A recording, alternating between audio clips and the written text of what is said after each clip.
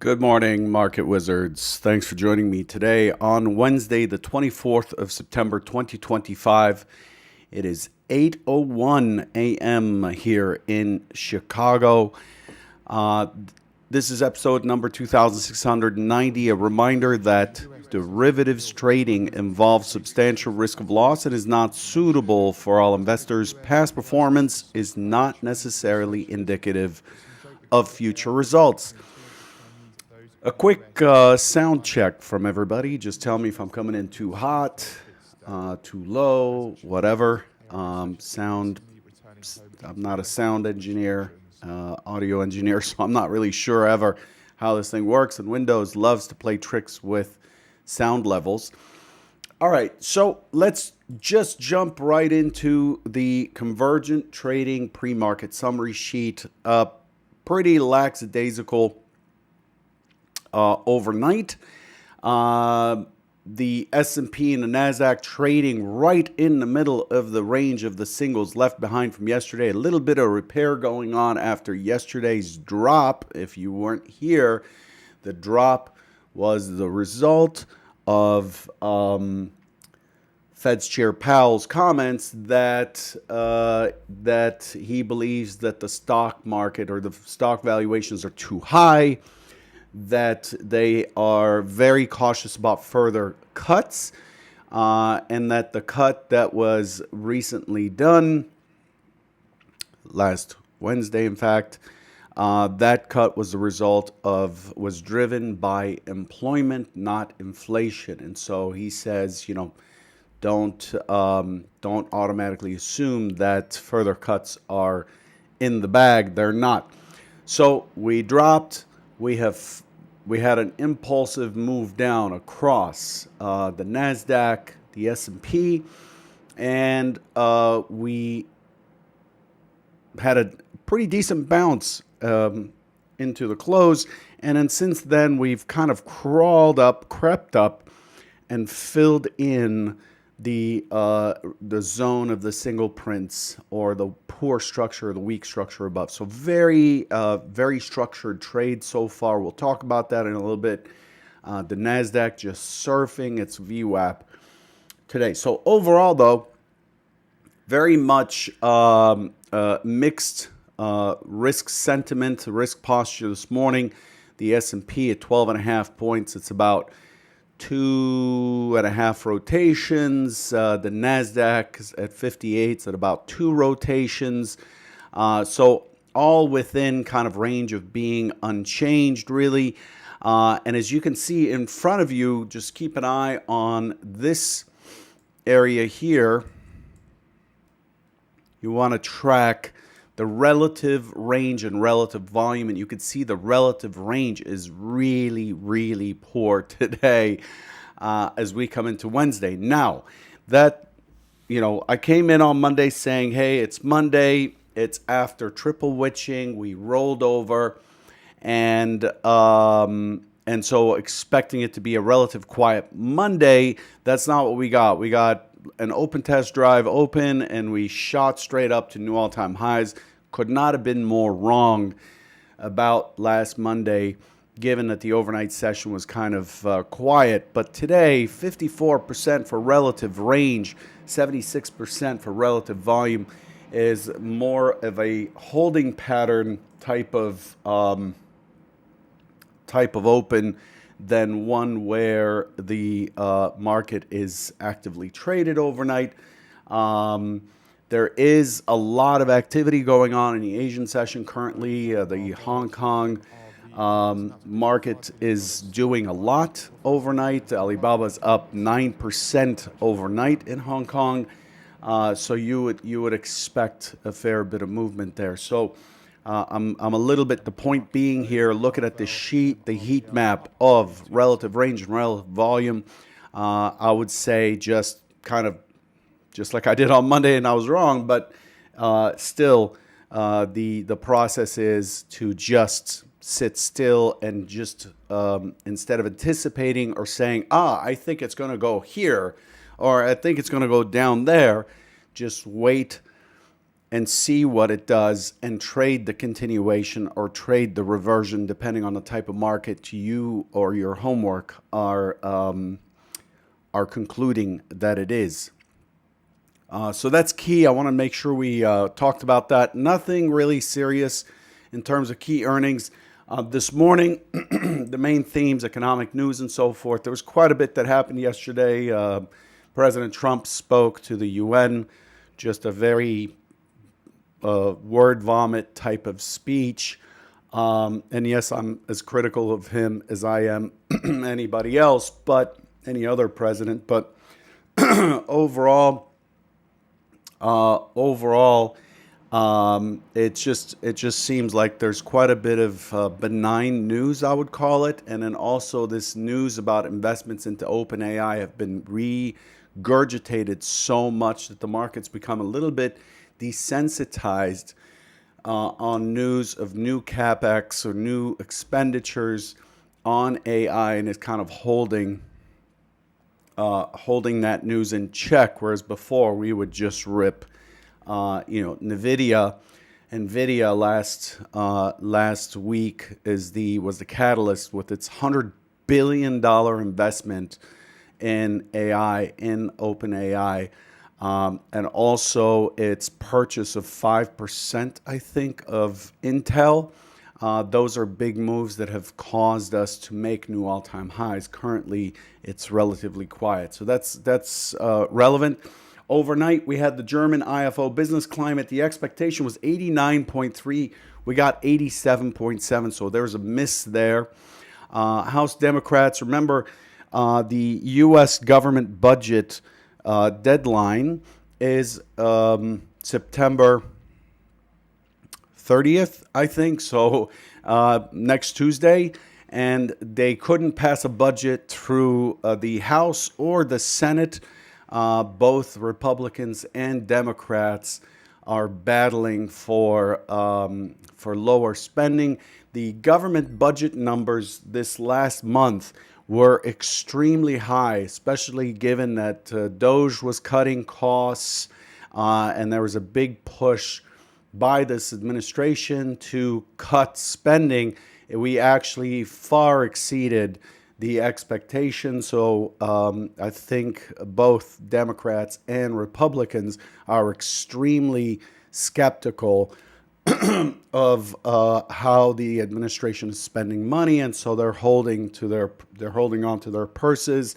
The president was supposed to meet with the Senate Democrats today, and he canceled that meeting. So that's likely to be a very, typical of this president, a very public and reality TV-ish type of thing. But we're playing with the economy here a little bit. So I think there's going to be quite a bit of news flow going on. U.S. president said that Ukraine can win all its land back from Russia, which is a 180-degree turn from 6 months ago. The U.S. administration reportedly seeking an equity stake of up to 10% in Lithium Americas. Micron's Q4 earnings surpassed expectations and strong guidance, down in part to AI data center. Boom, Alibaba surges by announcing collaboration with NVIDIA on physical AI and AI spending. OpenAI, Oracle, and SoftBank planned 5 new AI data centers related to $500 billion Stargate project. Today, what do we have left? We have new home sales expecting 650,000 units. Month-on-month new home sales. There's no projection. Well, there's a forecast of negative 1.8%. We lost the number was lower by 0.6% last month. Then we get crude oil inventories.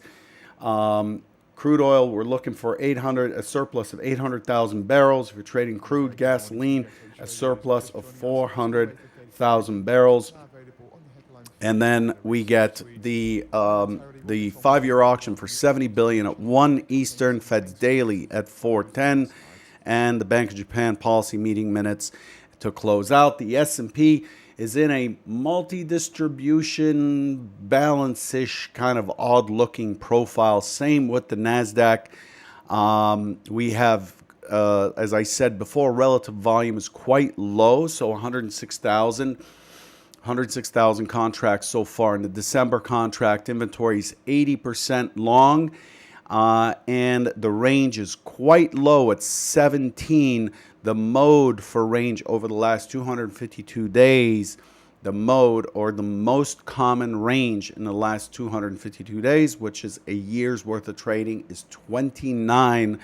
And we could be up to 50 points, as it says in the statistics table. Remember, we're statistically driven traders. Up to 50 points is considered normal for the overnight session. We have 17. So very, very quiet. Don't forget to pay attention to the rotations. The rotations have stayed stable for the ES, have dropped in the NASDAQ to 23.75 points. The harmonic rotations are very important. And so on and so forth. Crude has come down quite a bit, 0.14 or 14 cents per 1 minute rotation during the RTH hours. Okay, so that is that. Let's take a look at what we've got in terms of the market. Okay, so here's the upper distribution of yesterday. Wow, this is really laggy. This is the upper distribution of yesterday. This is the lower distribution of yesterday. And you had these single prints from here. You could see them marked on our master levels, single prints right there. So you had single prints from there to there. And that's all we've done. We've opened, pulled back to prior settle, and then basically have traded towards the single prints. The overnight high is quite weak. You can see that it's quite blunt. Let's expand this chart a little bit to zoom in, but look at this nice little bridge here that we've built as we push through 67.50. Essentially, this is like an extended liquidity check above the 67.50. Could not successfully push the prior day's high yesterday before failing. Very early indication of weakness in yesterday's trade. But let's zoom into today's action. Here it is. And you could see again, there's the single prints. That's the single print range right here. Weak structure. We had single prints here before. We had single prints here before. We filled them in. There's a lag here. We filled them in yesterday, and we have another single print right there from yesterday's action. And what we've done is we've come up, and you could see that the taper, not quite as blunt as, say, this one. This is a really weak high. The all-time high currently at 67.56.75. Very blunt. Do you see that high? It should taper off. We would want to see it taper off. We would want to see volume dry up as the market moves to higher prices to demonstrate that there is no interest by buyers up there. Of course, there's interest in higher prices for sellers, but buyers basically just stopped participating. And what we have there is sellers were there and buyers were there with them, and they traded quite a bit. And so it leaves us with this very blunt, very flat top of the profile. We would normally want to see an excess at the high. An excess indicates that there was just no interest, and there was a quick push or rejection of those prices, and we didn't see that. We're not seeing that overnight. There is a taper. It's very slow. Remember the fact that volume is so low. You have to start doubting how well the auction is going. But look at this structure that we have here. This is holding the overnight, holding above the overnight VWAP, overnight mid. It's right in the singles. The expectation is as it squishes, as it coils in here, it is likely to break to the top side, the more natural thing to do. However, we're coming into the open and fortunes can reverse. One thing to note about yesterday, this is clearly an impulsive move down. So we had an impulse down with a low right there. This low yesterday was what is it, 67.02. Then we had a small pullback. You could see it built a nice little excess on that candle. These are 30 minute candles. Yeah, I don't. There's a lag here for some reason. I feel like I'm cutting out. My PC is just, even the drawings are lagging for me. Sorry, I have to look at that. I'm running a ton of stuff. I have an automated system running. I have all these things running. In any case, so we had a nice pullback within that impulse down, and impulses are a really important part of how we trade, because an impulse indicates that there is a strong imbalance in a direction. And generally, strong imbalances create an opportunity for continuation. And so yesterday, what we had is we had a spike low, like a flush low into 67.02. We had a pullback. The bar closed here. Then we had the next bar open up. And then it actually exceeded that low by one tick. And so yesterday, what we had officially from an auction theory perspective, what you had seen there is what's called a failed auction. It is when we go to an extreme, whether it's the prior high a day, the initial balance, something that's relevant to a large number of participants. We go there, and then we try to push through, and then we just poke by a tick or two, depending on the product. The NASDAQ, it can poke by as much as 8 ticks, but it pokes and then immediately gets rejection. This is one of the strongest signs of an auction reversing. Essentially, the sellers that were there that created the last low are no longer there, because even though we pushed and we were checking for stops underneath, we found the opposite force. We found buyers in this case one tick below, and so you get a short squeeze. So what we had yesterday into the close, into the settlement right here, is a short squeeze. This is a short squeeze right here.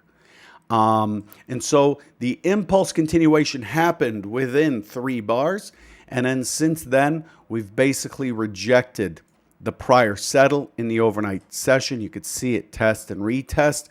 And now it's holding steady. And this is why I believe that the more likely play, man, I don't know why this thing is lagging. I mean, just see what's killing my PC. And it's a very fast PC, an i9. Yeah, it is dragging ass. Even a task manager is dragging ass. Yeah, it's the automated system and a bunch of other stuff that's just kind of dragging this thing down. Sorry about that. Let's see what we can close. Let's close a couple things. It's very slow. Sorry about this. So this is why I expect this to continue higher, to just squeeze higher. I'm unable to draw on the screen anymore, unfortunately. Let's kill this.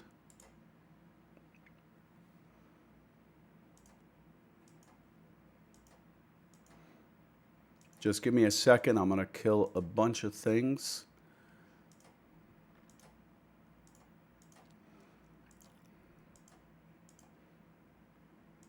This is what happens, folks, when you don't restart your computer at the end of every session.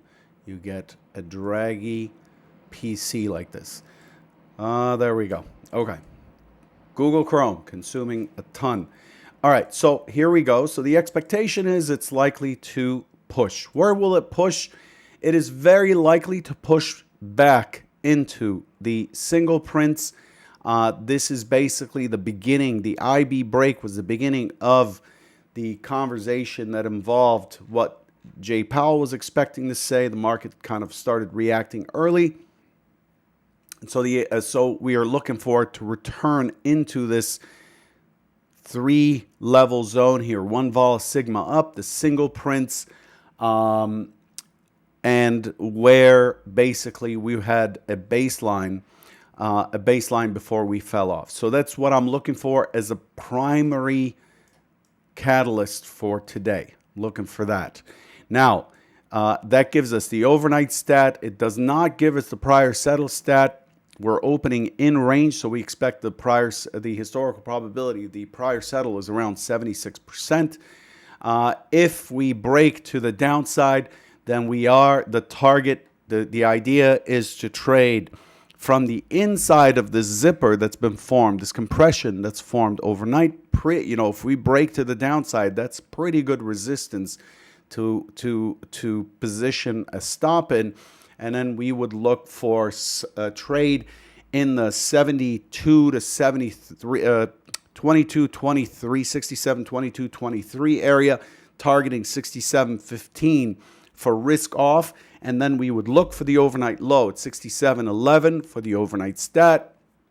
Remember, historical probability is 98% there. And then we start moving into the short squeeze zone from yesterday, looking for the prior day's low. Whether it gets the prior day's low or not is questionable. I don't see this. I'm not seeing anything in the market that's likely to cause these guys to be very, very bearish. So that's the play. The primary scenario, again, is to break the overnight high and push into the 67, 42 through 45 area at least. If not, if we break to the downside, we're looking for a pullback continuation trade into prior settle, into the overnight low, and then a pushback into this short squeeze zone from yesterday right in here. Okay, so that's that. Let's look, the NASDAQ, same structure. This is why I don't cover the NASDAQ separately. The NASDAQ kind of skating its VWAP here. You could see once it broke above, it's skating the VWAP. The NASDAQ has basically closed its single prints. It had single prints down to here, here, and here.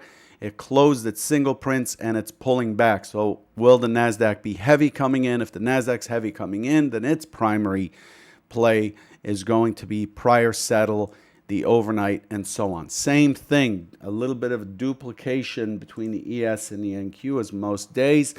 Here, those who are trading crude, you can see that we're back above this upper balance band. This is really bad news now for the shorts. What we did is we tested above the band. We had a bit of a extended lick check over a couple of days, and we fell back in.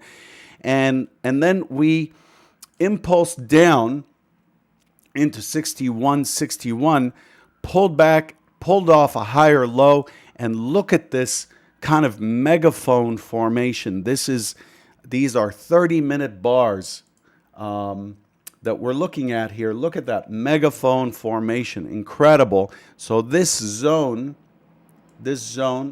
moves down here now as a key test area. We have this megaphone kind of formation here that broke to the upside. We challenged the upper band, and now we are using the upper band as support, and we're running away. So I'm looking for a retest into that 65.25 to 65.50 area in crude. So nice little long crude setup this morning, and holding steady. Looks like, yeah, 64.12. So it's that's what I'm looking for crude. The primary scenario is a continuation of this trend higher into the 65.25, 65.50. Crude has been open. It's in its first bracket, and it's not getting responsive sellers despite the gap.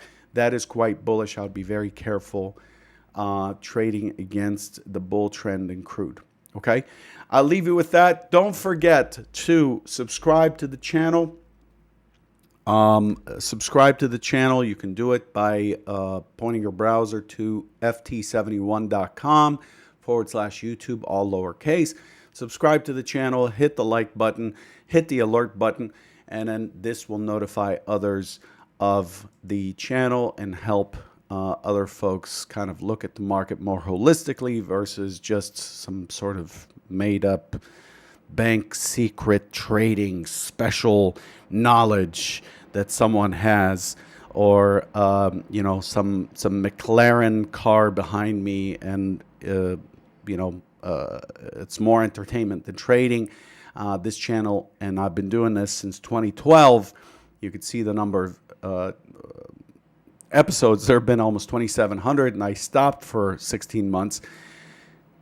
It's about professional trading. And I could tell you, professional trading, talking about professional trading like we're talking about, and talking about risk are really boring topics for many, many traders. But that's what gets you to trade professionally, reasonably, and for the long term. And the goal for everything that I do, including convergent trading, edge clear, is long-term sustainable trading. I'm a big, big fan of futures trading. It is not suitable for all investors, but it is the most fair market, in my opinion, more so than equities, CFDs, Forex, you name it. It's a very level playing field, very regulated, and everybody gets an equal chance. And now with the micros that I advocated for since 2012 and were launched in 2019, now it's even more accessible. So anyway, that's my soapbox speech this morning. Good luck. And again, don't forget to follow or subscribe. Take care.